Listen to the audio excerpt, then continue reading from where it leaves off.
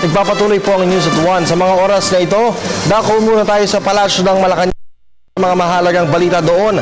Nakatutok doon ang aming kasamang si Elena Luna, mag-uulat ng live. Maraming salamat, Kirby. Nilinaw ng palasyo na hindi kailangan ng anumang presidential issuance para maging lehitimo ang pagbuo ng Peace Council na siyang magbibigay ng impormasyon tungkol sa Bangsamoro Basic Law.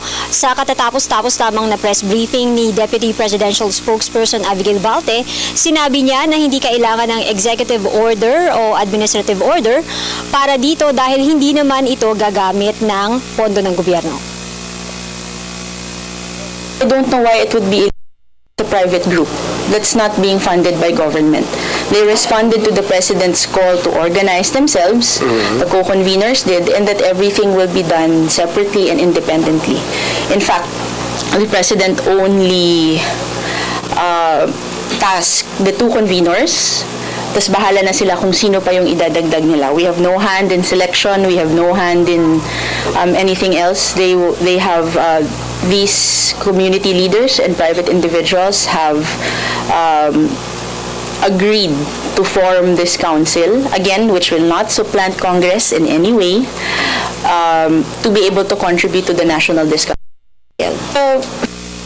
Sa briefing din kanina ay tiniyak ng palasyo na hindi tumitigil ang gobyerno para tulungan ang Pilipinang nasa death row sa Indonesia na si Mary Jane Veloso.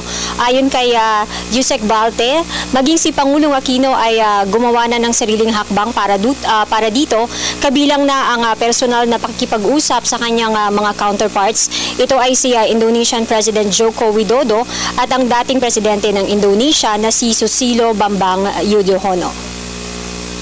Philippine government continues to exhaust all possible avenues to appeal the decision in that particular case, and the DFA has already mentioned that they will continue to pursue all possible avenues that are available to us to spare Ms. Veloso from the penalty that has been meted out, that is supposed to be meted out. At yan, Kirby, ang ating balita mula dito sa Malacanang. Sa tulong ng RTVM, ako si Elena Luna para sa Telebisyon ng Bayan. Alright, maraming salamat sa iyo, Elena.